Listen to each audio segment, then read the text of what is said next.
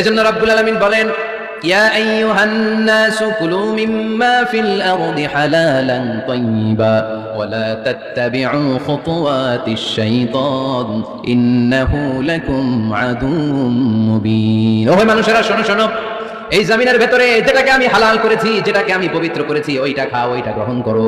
হারাম খেও না, হারাম অর্জন করো না, হারামের কাছেও যেও না। শয়তানের পদাঙ্ক অনুসরণ করো না। জেনে রেখো, শয়তান হলো তোমাদের প্রকাশ্য দুশমন। ঠিক না? আদুউম মুবিন। শয়তান আমাদের প্রকাশ্য দুশমন। সে হারামকে আমাদের কাছে চাকচিক্যময় করে তুলে। সে বুঝাতে চায় হারামের মধ্যে আরাম।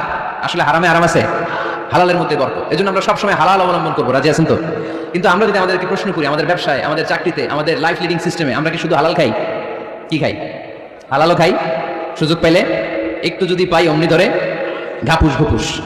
সুযোগ পাইলে কি ঘাপুস ঘুপুস?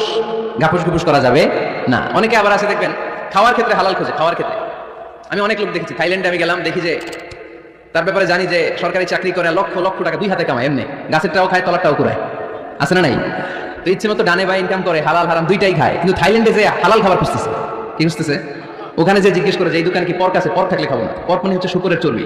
শুকরের গোশত বা চর্বি মিশানো কোনো খাবার উনি খাবে না, কারণ এটা হারাম। আর ঘুরছে খায়, এটা খুব হালাল। এরকম ডাকাইত আছে না নাই? তাহলে আমাদের মুসলমানদের সবচেয়ে বড় সমস্যা হচ্ছে আমরা খাওয়ার ক্ষেত্রে হালাল খুঁজি, কিন্তু ইনকামের ক্ষেত্রে ওই জিনিসটা খুঁজি না। এরকম আছে না নাই? না। Your food should be halal, your drink should be halal, your income should be halal, your dress up, your fashion should be halal, and your entertainment should be হালাল।